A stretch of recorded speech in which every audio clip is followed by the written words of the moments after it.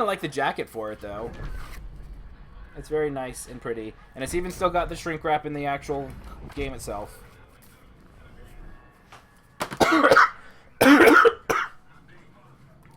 Okay, so here we go. Once again, interesting choice of skin. I know that some people do no skins, they don't really care. Some people like to be the prettiest princess of them all. Oh, that's another thing I forgot to mention, is that the Banshee Mines. I do like that he's changing up his feeding route. I'm not a big fan of this feeding route direction, though, because I feel like you don't get as much distance from the hunters with the same amount of food. So we'll see how it goes, but I do like monsters that change it up. I am a very, very bad habit. I am a broken record. I go the same way pretty much all the time. And so everyone always knows where I'm going to be, but most of the times when they catch up to me, it's in a place that I want to fight anyway. So in this composition, with Kyra, Bucket, Torvald, and Griffin, you basically want to set up a turret kill zone. Definitely spread out the turrets. You don't want a Vortex to kill out more than one turret, or any abilities. And then basically Torvald punishes while Griffin pulls to the ground. And Kyra just basically trying to protect herself. If Bucket is being focused, he can kind of take care of himself in this. And if not, he'll get punished by Torvald. Remember, Torvald's mortars need a lot of area, or yeah, a lot of wind-up time, so you need to lead off. Splits are very unusual. A 1-2-1 split. I'm not sure if they've used the planet scanner yet. I didn't hear it, but it's interesting that the Trapper all by himself out here. If the monster was faster, this guy could get severely punished. So always be very careful. Even a stage 1 monster, you can be very, very deadly in the right hands. Monsters punish... oh, and there's the dome. This is a pretty good area. You've got a bridge to break line of sight. Bucket should be doing nothing but pulling off... there we go. Bucket getting out of the way. Bucket should just be putting nothing but turrets. Nice dodge by the lightning strike. Bucket, I don't know what Bucket's doing. You want to try and basically, this is the best area to hide from the Kraken, is going around this little area here. But it looks like a lot of good focus by Knight here. Not seeing the healing. Yeah. And as a medic, you never really want to be on the low ground. There's no reason. Just stay off in the background. Oh, going to hit 2 people with that maybe. And there goes the down. Again, don't try and climb against the Kraken. You're just not going to be able to do anything about it. You want to go around things like this, even that tree, but you don't want to do that because that, and even going around and under this bridge because it breaks line of sight. Remember, it's all about breaking line of sight against Kraken. I would like to see a bit more turrets being placed everywhere. I don't see very many turrets, and the turrets will deter the monster from going in certain areas. Monster taking a little bit of damage here, and then once again, Kyra. Kyra being super aggressive. Kyra should literally just sit in one spot and shoot grenades and save your jetpack. Like, I feel that there's so much movement going on that everyone, like, remember, the time is on the monster. You know, hunters just see, this guy's going to die because he has no jetpack to dodge anything good. Oh, that's really bad. Getting stuck in a tunnel back here, and there goes another strike. You really need to be careful with your jetpack. Like, unless you're the assault and maybe the trapper, you should not be using your jetpack unless you're dodging the monster. Never jetpack towards the monster, because if he turns on you, you have at least 25%, if not more, jetpack, and you won't be able to dodge the good abilities. You know, you always conserve your energy and don't move unless you need to. The hunters have the advantage in time, so literally, even if you sit there for 2 minutes waiting for the monster to engage you, and then if he does engage you, you're all topped off, you all have shields, and you all have full jetpack. Be very, very, very mindful of that inside a dome. There's no reason to just be jumping around to get an extra shot. Medic does no damage whatsoever, especially Kyra. You do not need to be chasing the monster. You do not be super aggressive. And in this stage of the game, meaning stage 2, not this evolution or whatever in the game, it's extremely important not to be out of position, because monsters punish aggressive, out-of-position hunters very, very, very easily. So just be extremely careful with that. So here we go, hunters again. There's no reason to be on the low ground. You just have 2 people up here and 2 people back here. If you know where he is, you just want to prevent them from escaping. And there's going to be a dome possibly. Bucket should have already preemptively set up some turrets. Oh, and then Griffin fell down. And this is why you don't want to go and chase the guy. Because if you fall down, you just want the high ground. Upstairs is really good, and I'll show you why. See, now everybody's down here, which means the monster, like, if you want to get away, you're going to have to use all of your energy just to climb up. But if he was upstairs, there's a lot of areas you can break line of sight. So this was... I'm glad they didn't throw down the dome.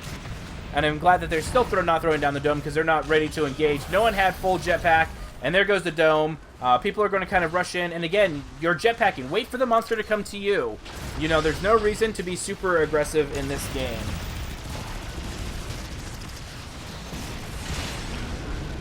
Nice harpooning by Griffin. I don't know why I'm following Griffin around. We'll go ahead and watch. I do like that there are weak points going on. That's very important.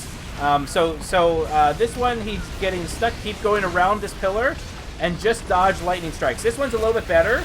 You want a little small tight turn, not a long one. So here we go. But the nice dodge by the T, and then just keep on using this. Run around this pillar, and you just have the oh wow, that was a lot of people that got hit by that vortex. Lightning strike should be coming up in about 1 or 2 seconds. And there it is. But it looks like didn't dodge correctly. Remember, you always want to hug this pillar as much as possible. But look how much time the medic is giving the rest of his team. And I see no bucket turrets. Oh, there's one. I'd love to see a lot more bucket turrets. Way more bucket turrets than have been deployed in that battle. So good. So decent damage. The hunters were doing a bit better. But remember, that pillar circling is what's going to make you survive. And then conserve your energy for avoiding just the important attacks. You're not going to really avoid vortexes unless it's really long distance shot. Banshee mines can be blown up. He doesn't have aftershock. So literally you just save jetpack for lightning strike. You can use 2 jetpack dodges to get out of lightning strike pretty much no matter where you are. And you'll pretty much have 100% before he gets back to his rotation, even with cooldown reductions. So always be mindful of when the monster... Okay, so the monster is looking to pounce. Now, if you have a strike or 2, you really, really want to be careful you don't face check around corners, especially against a Kraken that knows what they're doing. And it does look like the monster is going to engage a little bit here. Going straight after the Trapper. Medic way out of position here is going to not even get to the combat before somebody goes down. So always remember, especially fighting around these giants, like this, and this. Be very, very mindful of where you are to other people, because the last thing you want to do is have a incorrect split around there. So if you know the monster's going this way, I'm totally okay with all 4 people going this way and then splitting, but you don't really want to split around big objects like this, because again, the monster punishes aggression and out of position hunters in this version of the game very, very, very easily. So hunters have a perk, so the monster will be noticeable on their screen at least. And here we go, monster going up behind, going to try and pick off the support. Nope, going after the medic. Medic all by themselves over here. Monster can smell it, and here you go. Medic should never be on the outskirts of a map. I do like that she instantly pulled back. This dome, the best places to engage the Kraken. Not very many. This is actually a pretty bad dome for the hunters. You could probably abuse this bridge a little bit, and this tree, but there's not much area that you're going to be able to get away from the monster. I do like that there's turrets being deployed. All of them are right next to each other. One vortex will kill all of them. One lightning strike would kill all of them, and you definitely don't want that at all.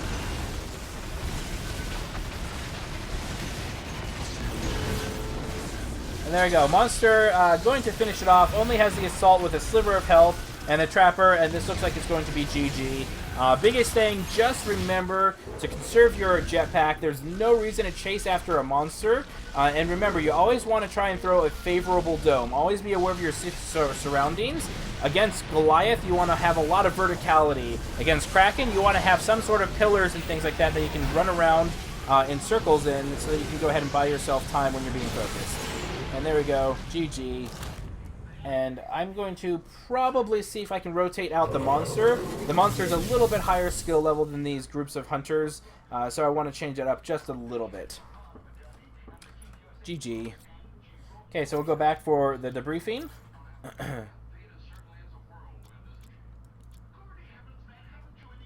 I don't think I have much to say with the monster. I do like that you rotated up your feeding route, which is really nice, especially if you play with the same group over and over again.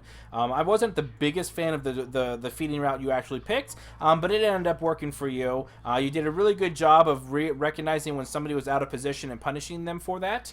And then on top of that, Banshee Mines. I forgot to mention this in the last game. I would love to see Banshee Mines placed behind you in places where you think that the hunters are going to go and try and split you off.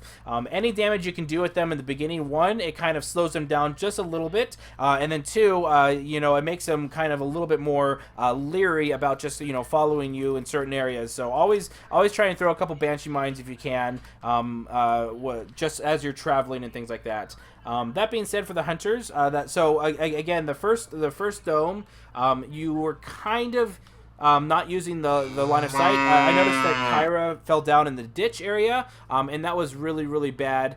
It basically started to snowball the moment that... so Bucket was doing a good job surviving. There was one area where you could have run circles, but nobody was really using it. You were kind of just staying in that gully, and then trying to use your jetpack to climb up. Again, against Kraken, you really don't want to do that. Against Goliath and other creatures, it's fine, but definitely against Kraken, going up doesn't really change anything for the most part.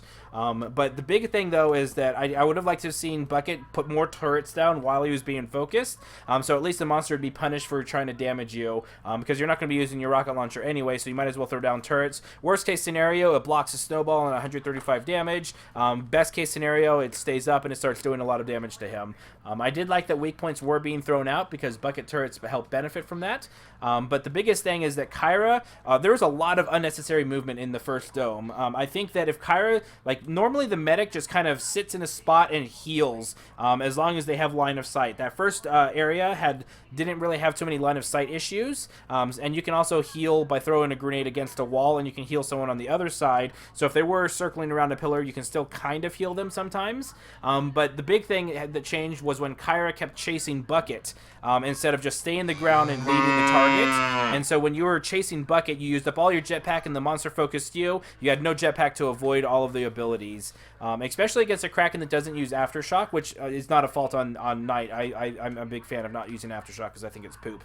All you have to do is save your jetpack to dodge Lightning Strike. Even if you use 2 jetpacks to dodge out of Lightning Strike, Banshee Mines can be shot down, and then, Vortex you're not going to avoid unless it's a long distance one anyway, but that's what you save it for, is the big attacks like that. So remember, especially the medic and support, there is no unnecessary movement. It's mostly the assault that wants to, kind of harass the monster. What is better, full reload or 25% cap and reload? For Kyra, honestly, I haven't really played with the capacity and reload on Kyra, but I'd probably say just reload.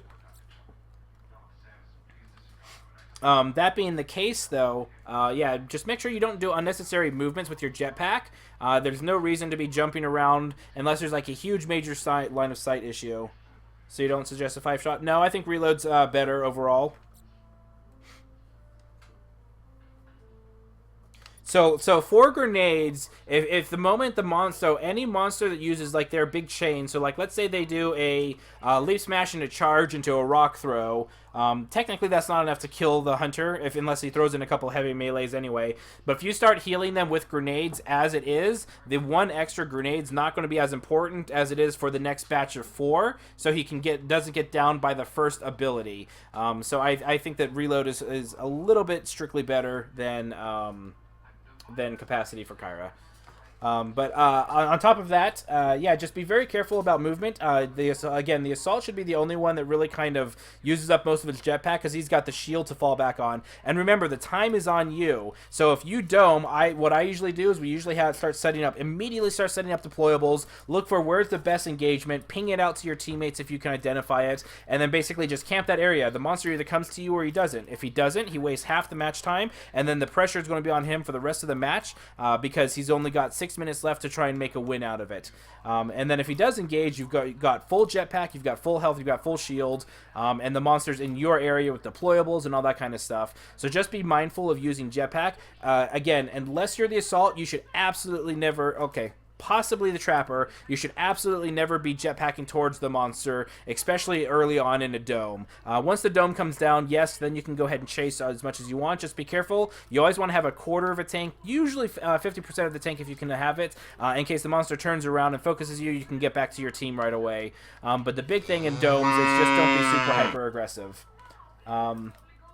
We will go ahead and do one more, and then I'm going to go ahead and rotate some people out, and we'll go from there. By the way, for those of